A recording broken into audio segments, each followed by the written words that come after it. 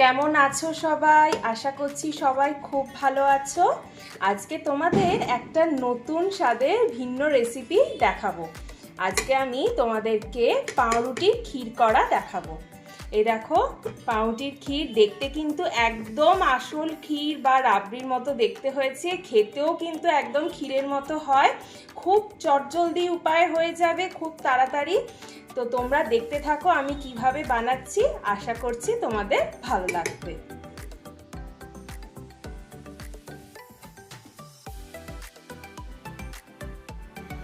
পাউরুটির ক্ষীর বানানোর জন্য আমি পাউরুটিগুলোকে ভালো করে 4 টুকরো করে কেটে নিয়েছি, আর সাইডের যেই ভাগগুলো থাকে সেইগুলোকেও কেটে নিয়েছি, আর এইভাবে 4 টুকরো করে কেটে নিয়েছি।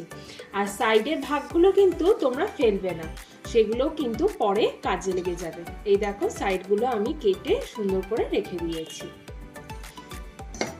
আর এইখানে দুধ নিয়েছি, দুধটাকে একটুখানি গরম করে ভালো করে ঘন করে নিতে হবে।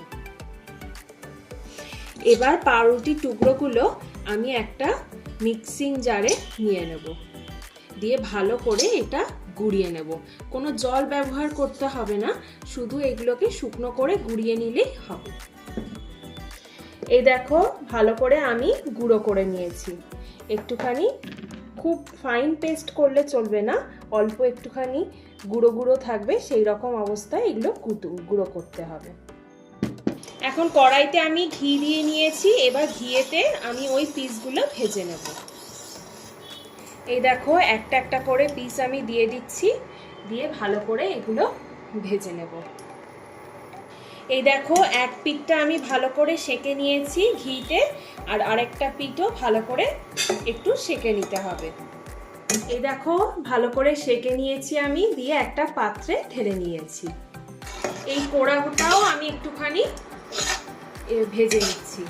যেটুকু ঘি অবশিষ্ট ছিল সেই ঘিটাতে এই ডাস্টটাও আমি একটুখানি নেড়ে চেড়ে নিচ্ছি। আর তারপর এই ডাস্টটার মধ্যে আমি দুধটা ঢেলে দেবো। ভালো করে দেখো, আমি ভেজে নিয়েছি, এরপর আমি দুধটা ঢেলে দেবো।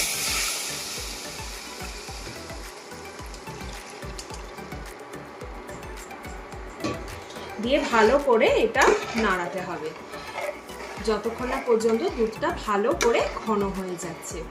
এটা ঘন হতে বেশিক্ষণ টাইম লাগে না, যেহেতু ওই গুঁড়োটা দেয়া রয়েছে, তাড়াতাড়ি ঘন হয়ে যায়। আর এটা খেতেও কিন্তু একদম ক্ষীরের মতো হয়। সবসময় তো ক্ষীর বানানো সম্ভব হয় না, কারণ ক্ষীর বানাতে গেলে বা রাবড়ি বানাতে গেলে খুব মেহনত করতে হয়, অনেক টাইমের ব্যাপার। তাই তোমরা যদি চটজলদি এইটা বানিয়ে খাও, তাহলেও দেখবে অনেকটা রাবড়ি বা ক্ষীরের মতো খেতে লাগছে। এই দেখো, এইভাবে অনবরত এটা কিন্তু নাড়িয়ে যেতে হবে, যাতে তলাটা লেগে না যায়।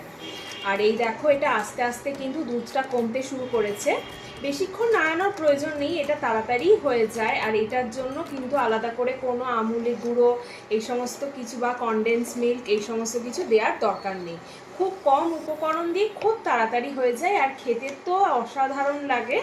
তো তোমরা একবার ট্রাই করো, তোমাদের খুব ভালো লাগবে। এই দেখো, দুধটা কতটা ঘন হয়ে গেছে। এখন কিন্তু এই পর্যায়ে আমাদের গ্যাস বলো বা ইন্ডাকশন বন্ধ করে দিতে হবে, এবং বন্ধ করে দেওয়ার পর তারপর বাতাসা দিয়ে দিতে হবে। আমি এখানে চিনি দিচ্ছি না, আমি এখানে বাতাসা দিচ্ছি।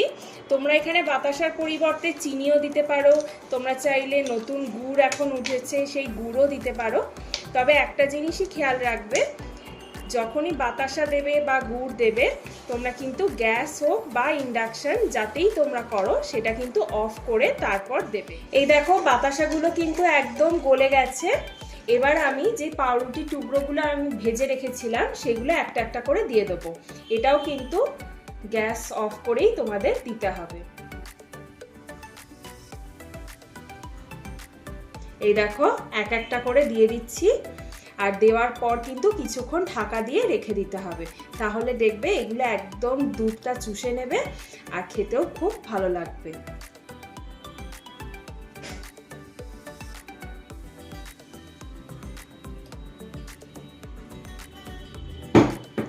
এই দেখো, সব দেয়া হয়ে গেছে। এবার এগুলোকে আমি একটুখানি ডুবিয়ে নেব, দিয়ে ঢাকা দিয়ে কিছুক্ষণ রেখে দেবো।